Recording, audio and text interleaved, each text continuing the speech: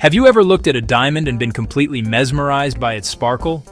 These tiny, shiny stones are more than just pretty jewelry. They are one of the strongest materials on our entire planet. For centuries, people have been fascinated by them. Diamonds are made of carbon atoms, the very same stuff found in the pencil you use to write. The big difference is how those carbon atoms are arranged. In a diamond, they are locked together in a super strong, super tight pattern. This special structure is what makes diamonds incredibly hard and gives them that famous dazzling shine that captures the light so perfectly. Because they are so strong, diamonds are not just for rings and necklaces. Scientists and engineers use them for all sorts of amazing jobs. Imagine a drill bit that can cut through the hardest rock deep inside the earth. That's often made with diamonds. Or think about super precise cutting tools used in hospitals for delicate surgeries. Diamonds are used there too. For a long time, the only way to get diamonds was to dig them out of the ground. These natural diamonds took billions of years to form under incredible heat and pressure, deep within the Earth's mantle. It's a bit like a super slow, super hot oven baking a carbon cake into a diamond. But what if we didn't have to wait for billions of years or dig deep into the earth? Scientists are like super curious chefs, and for decades they have been trying to cook up their own diamonds in the lab. The most common recipe is called the high-pressure, high-temperature, or HPHT method. It's exactly what it sounds like. Scientists take a source of carbon, like graphite, and put it inside a massive machine. This machine then squeezes the carbon with immense pressure and heats it to scorching temperatures, mimicking the conditions deep inside our planet. It's a powerful but very tough and expensive process. This old way of making diamonds works, but it has its limits. The machines are huge, they use a ton of energy, and it's hard to control the exact size and shape of the diamonds that pop out. Think of it like trying to bake a tiny, perfect cupcake in a giant roaring furnace. You might get a cupcake, but it might not be exactly what you wanted. Scientists and engineers have been dreaming of a better way. They imagined a method that was more gentle, more precise, and could happen at normal room temperature without all the drama of extreme heat and pressure. This dream set the stage for a brand new adventure in science. Every big scientific discovery starts with a dream, a what-if question that tickles a scientist's brain for years. For a group of very patient and clever scientists at the University of Tokyo, that dream was all about diamonds. They wondered, what if we could grow a perfect diamond without the crushing pressure and blistering heat? What if we could build one, atom by atom, right where we wanted it?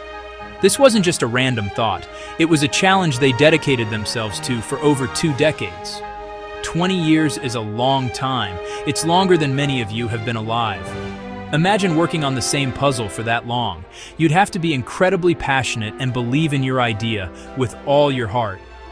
The team in Japan, led by Professor Takeo Ito, had exactly that kind of passion. Their goal was to find a new, more elegant way to convince carbon atoms to line up in that perfect diamond pattern. They wanted to move away from the brute force method of squeezing and baking carbon. Instead, they envisioned a more delicate process, almost like a microscopic artist, carefully placing each atom into its correct spot to build a masterpiece. This was a radical idea that went against the common wisdom of diamond making. Their journey began around the early 2000s. Back then, the tools and technologies were not as advanced as they are today. The team started with experiments that probably seemed strange to others. They were exploring how different forms of carbon behaved under unusual conditions. Many experiments likely didn't work. There were probably dead ends, frustrating results, and moments where they wondered if their dream was even possible. But in science, every failure teaches you something important. Each experiment that didn't create a diamond helped them understand what not to do, pushing them closer to the answer they were looking for. This long and winding road is what makes their final success so incredible. It wasn't a single eureka moment that It was the result of years of steady work, careful observation, and refusing to give up.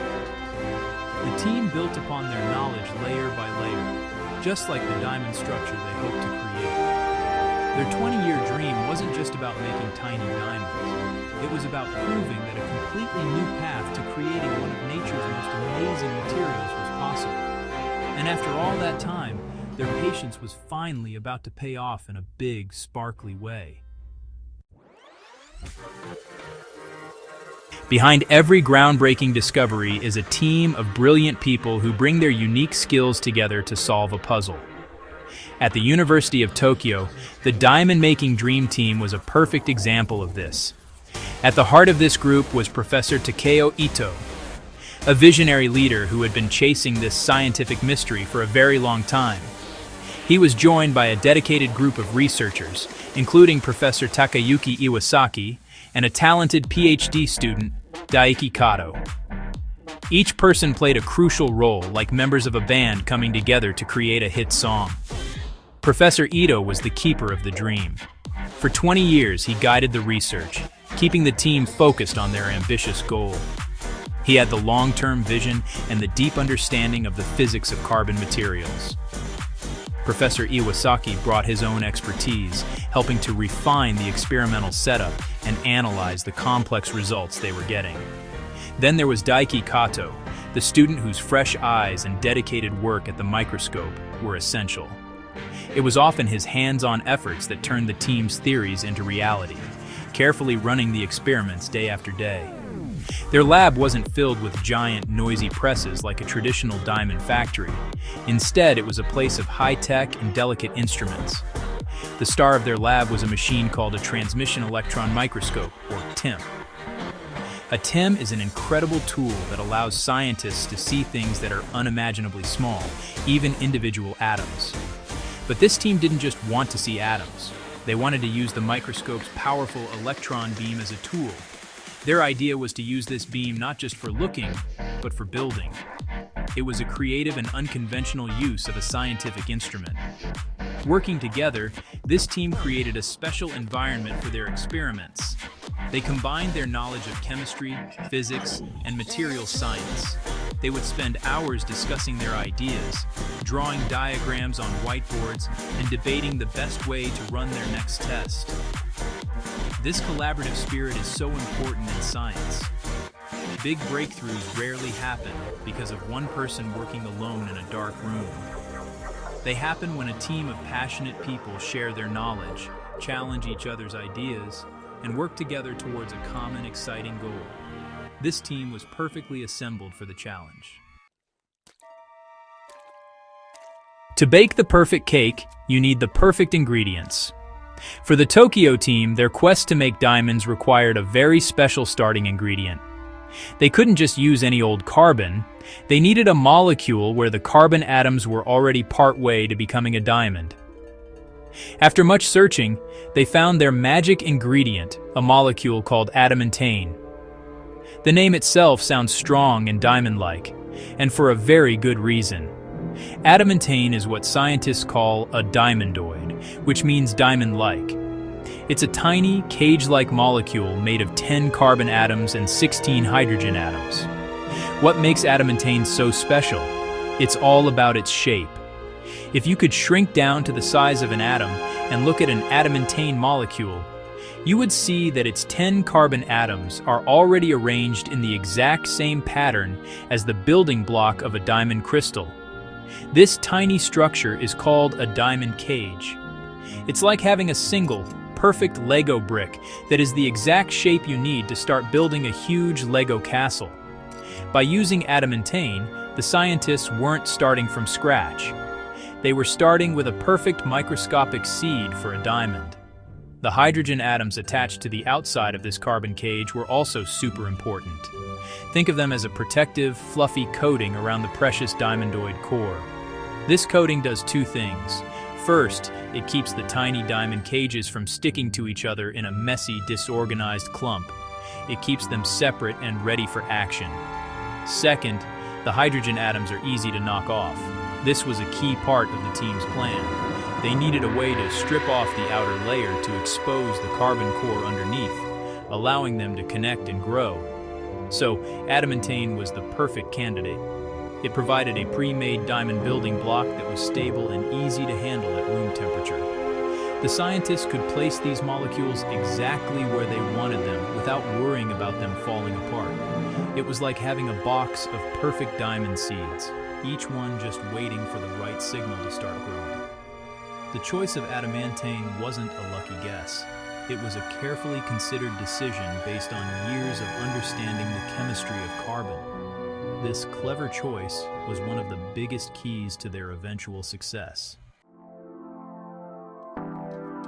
So, with their perfect ingredient, adamantane, ready to go, the team needed, well, a new kind of oven to cook their diamonds.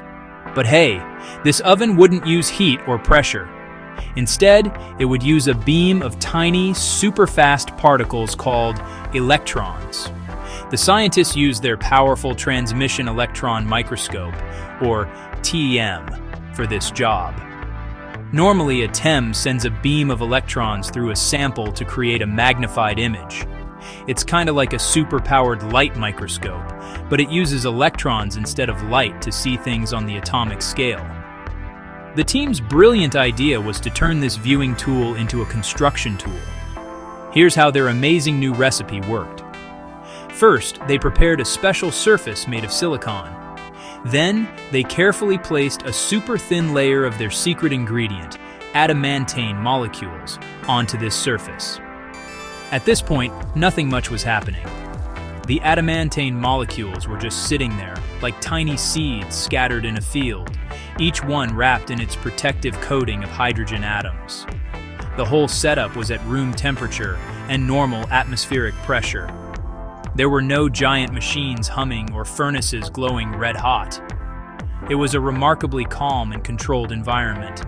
Next came the magic step. The scientists aimed the electron beam from the microscope directly at the adamantane molecules. But they didn't just blast the whole area. They focused the beam into an incredibly fine point, narrower than the width of a human hair. This focused beam of high-energy electrons acted like a microscopic magic wand. When the electrons in the beam hit the adamantane molecules, they transferred just enough energy to neatly knock off the outer hydrogen atoms. It was like a super-precise atomic-scale surgery, stripping away the protective layer from the carbon cages. Once the hydrogen atoms were gone, the carbon cores, which were already in that perfect diamond shape, were exposed. These naked diamondoids were now very reactive and wanted to connect to something. Since they were packed closely together, they did exactly what the scientists hoped they would do. They started linking up with each other. One diamondoid cage would bond to its neighbor, which would then bond to another, and so on. Atom by atom, a larger diamond structure began to grow, right where the electron beam was focused. It was like watching a crystal grow in real time, all guided by a tiny beam of electrons. Even with a brilliant plan and the perfect ingredients, science experiments rarely go perfectly on the first try. The journey to creating these nanodiamonds was full of challenges and surprising twists. One of the first major hurdles the team faced was controlling the growth process. When they first started using the electron beam to knock off the hydrogen atoms, the carbon cages didn't always form a perfect diamond. Sometimes, they would link up in a messy, disorganized way, creating a different form of carbon called amorphous carbon, which is more like soot than a sparkly gem. This was a frustrating problem. It was like trying to build a perfect Lego tower, but the bricks kept snapping together in the wrong places, creating a lumpy mess instead of a strong, straight structure. The scientists realized they needed more control over how the energy from the electron beam was delivered. They had to become true artists with their equipment. They experimented with changing the intensity of the beam and the amount of time they focused it on one spot. It was a delicate balancing act. Too little energy, and the hydrogen atoms wouldn't come off. Too much energy, and the whole structure would get scrambled. Another challenge was something completely unexpected. As the tiny diamond started to grow, it began to move. The process of the atoms rearranging and locking into place created small forces that caused the growing nanodiamond to ever so slightly drift and rotate on the silicon surface. Imagine trying to build a tiny model on a table that keeps jiggling. This made it incredibly difficult to keep the electron beam focused on the right spot to continue the growth. It required immense skill and patience from the operator, who had to constantly track the tiny, growing crystal and adjust the beam's position in real time. To overcome these hurdles, the team had to combine technology with human skill. They fine-tuned their microscope settings with extreme precision, finding the Goldilocks energy level that was just right for encouraging diamond growth. They also developed new techniques to stabilize the sample and track the growing crystal. Daiki Kato, the student working on the project, became an expert at chasing the growing diamond with the electron beam.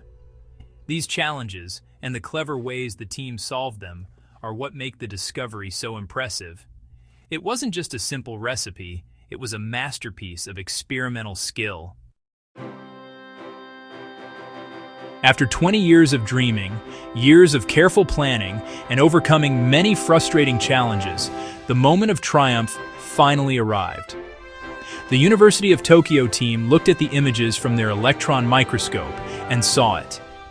There, on the silicon surface, was a tiny, perfect diamond. It wasn't just a messy clump of carbon. It was a true diamond crystal, with its atoms arranged in the beautiful, strong lattice pattern they had been trying to create. It was a nanodiamond, meaning it was incredibly small, only a few nanometers wide. To give you an idea, you could fit thousands of them across the width of a single human hair. The team had to be absolutely sure that what they created was a real diamond. In science, you have to prove your results. They used a technique called electron diffraction to check the atomic structure of their creation. This method involves bouncing electrons off the crystal and looking at the pattern they make. The pattern they saw was unmistakable. It was the unique fingerprint of a diamond.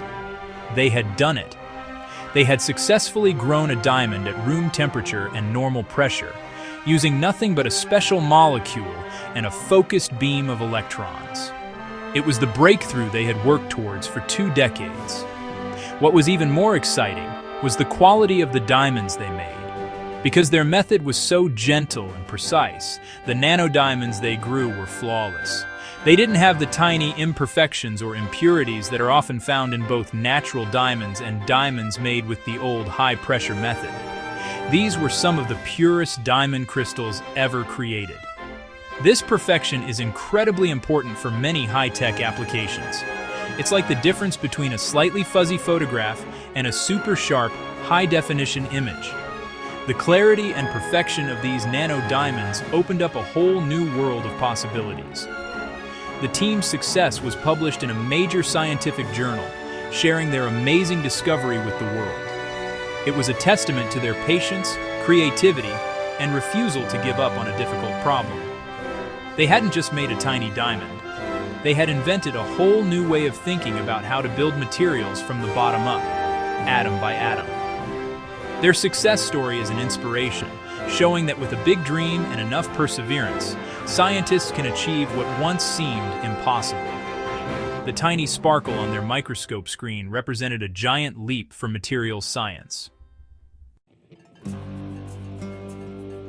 So, we have these tiny, perfect, lab-grown diamonds. They are too small for a ring, so what are they good for? It turns out, these little gems could be the key to some huge technological advancements. One of the most exciting areas is in the world of quantum computing. Quantum computers are a new type of super-powerful computer that could solve problems that are impossible for even the best regular computers today. These computers need something called qubits, which are like the bits in a normal computer but much more powerful. Perfect little diamonds are amazing candidates for making qubits. By adding a tiny, specific impurity into the diamond's flawless structure, like swapping one carbon atom for a nitrogen atom, scientists can create a special spot called a nitrogen vacancy, NV center. These NV centers can store quantum information very stably, even at room temperature. Because the new method allows scientists to grow diamonds atom by atom, they have the potential to place these NV centers exactly where they want them. This could be a massive step toward building powerful and reliable quantum computers that could revolutionize medicine, materials science, and more. Beyond quantum computing, these nanodiamonds could also be used to create incredibly sensitive sensors. Those same NV centers are extremely sensitive to tiny changes in their environment, like changes in magnetic fields or temperature. Imagine a medical sensor that could detect the magnetic signals from a single cell in your body to diagnose diseases earlier than ever before. Or a sensor on a spaceship that could map the magnetic fields of distant planets with incredible precision. These tiny diamond sensors could give us a whole new way to see and measure the world around us. The ability to write a diamond pattern onto a surface also opens up new possibilities for electronics. Diamond is a fantastic semiconductor, a material that can control the flow of electricity. By creating tiny diamond circuits directly onto silicon chips, we could make electronic devices that are smaller, faster, and much more powerful. These devices could also operate in extreme environments, like inside a jet engine or a deep-sea probe, where normal electronics would fail. This new diamond-making technique isn't just about making one diamond, it's about being able to integrate this supermaterial into our existing technology.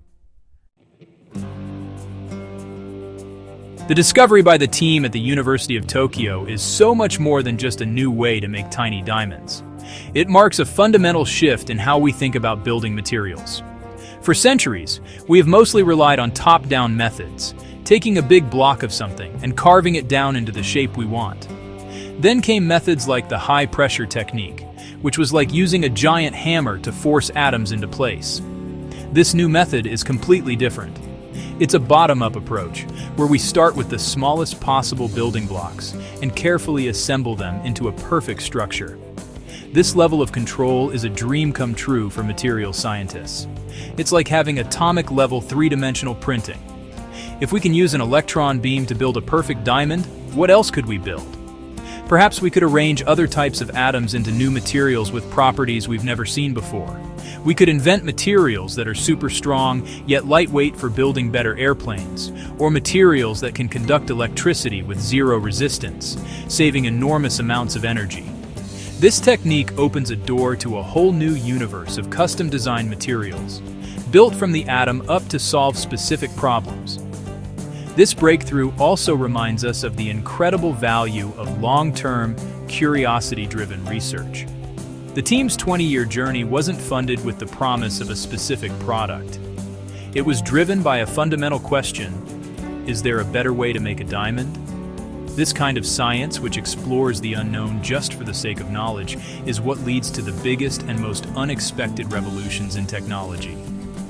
It shows why it's so important to support scientists who are chasing big, bold ideas, even if the payoff isn't immediately obvious.